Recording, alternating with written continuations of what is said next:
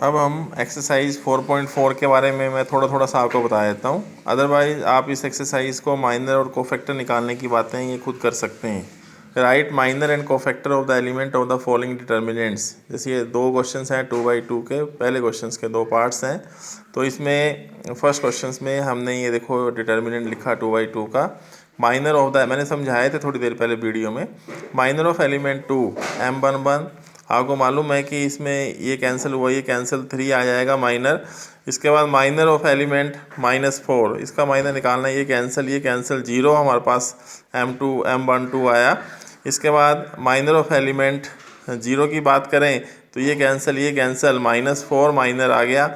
इसी ढंग से माइनर ऑफ एलिमेंट 3 M22, तो ये 3 का जो है वो 2 हमारे पास आंसर आ जाएगा।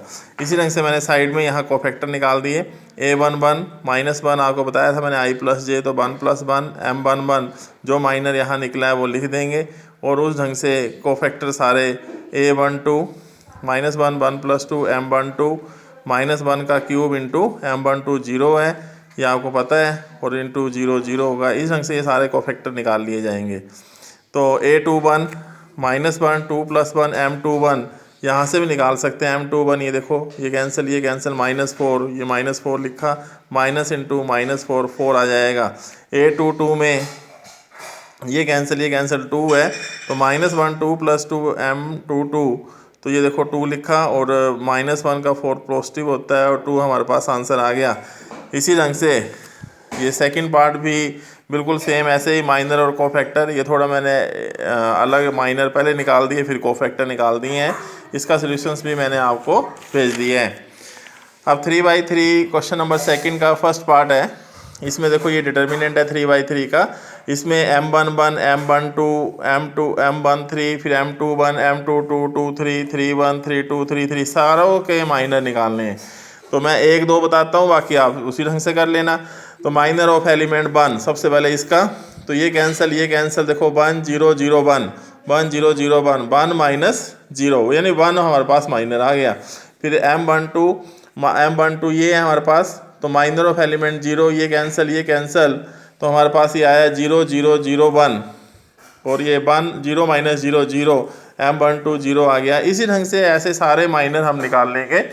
और नेक्स्ट पेज पे मैंने कोफैक्टर निकाले हैं। तो A11 -1 1+1 M11 -1 का स्क्वायर, और M11 यहाँ पर कितना निकला था 1, तो ये 1 लिखा, और ये 1 आ गया हमारे पास। A12 -1 1+2 M12, और M12 की वैल्यू हमारे पास कितनी थी 0, तो -1 का क्यूब 0 -1 इंटू 0 0, तो इस ढंग से हम कोफैक्टर निकाल लेंगे।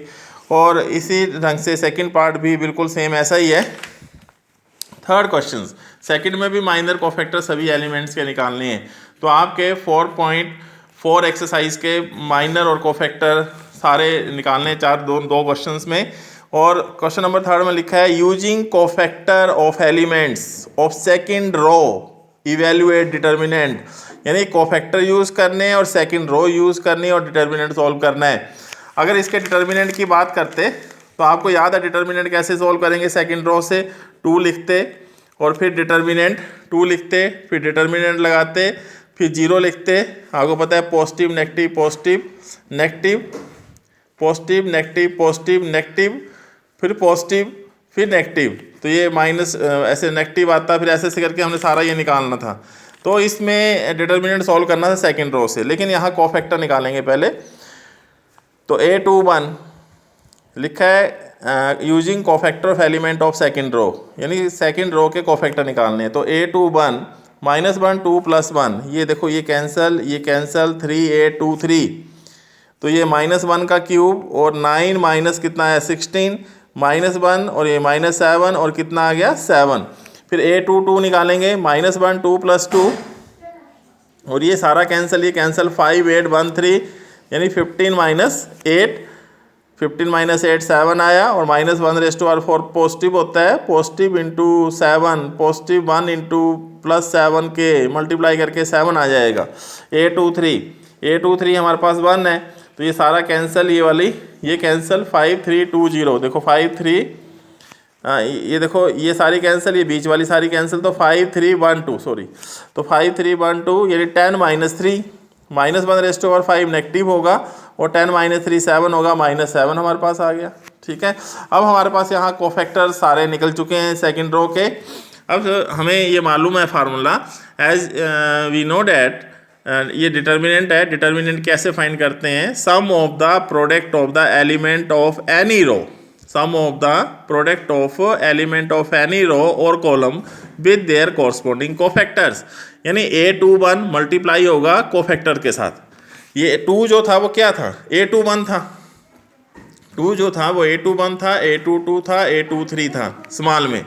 तो A21 कोफैक्टर के साथ मल्टीप्लाई, और वैसे भी आप देखो तो जब इस 2 को लेंगे तो ये कैंसिल 3, A23 9 - 16, तो वहाँ से वैल्यू आएगी A21 की है। A21 की वैल्यू हमने ये निकाली हुई है।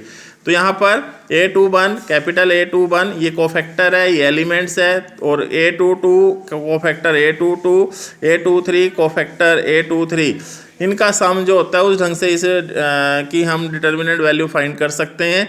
2 × 7 A22 0 है, 0 इंटू और A22 की कोफैक्टर की वैल्यू 7, A23 की वैल्यू हमारे पास -7 है इस कोफैक्टर की, और A23 की वैल्यू जो है वो 1 है। इस सारे को सॉल्व करके डिटर्मिनेंट की वैल्यू हमारे पास 7 आ जाती है।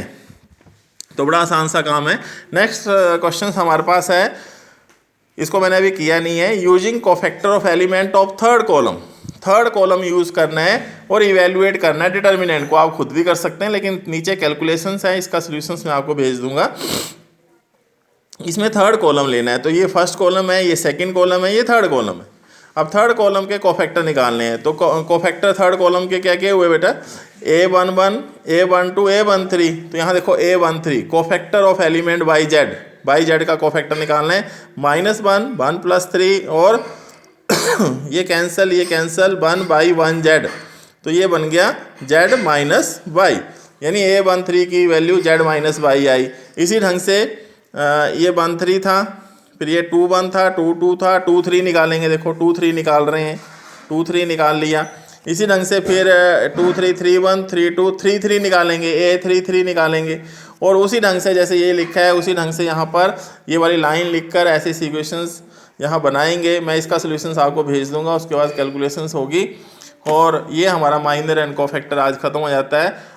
कल मैंने आपको कोई काम नहीं भेजा था, आज आपके लिए 2 एक्सरसाइज हैं। एक हमारे पास 4.3 सॉल्यूशंस ऑफ ट्राइंगल वाली है, और एक हमारे पास कोफैक्टर वाली एक्सरसाइज है 4.4। इन दोनों एक्सरसाइज को आप ढंग से तैयार करें आज, और कल मैं आपको सिर्फ एडजॉइंट और इन्वर्स फाइंड करने सिखाऊंगा, और उस एक्सरसाइज में भी कम से कम 15 16 17 क्वेश्चंस होंगे।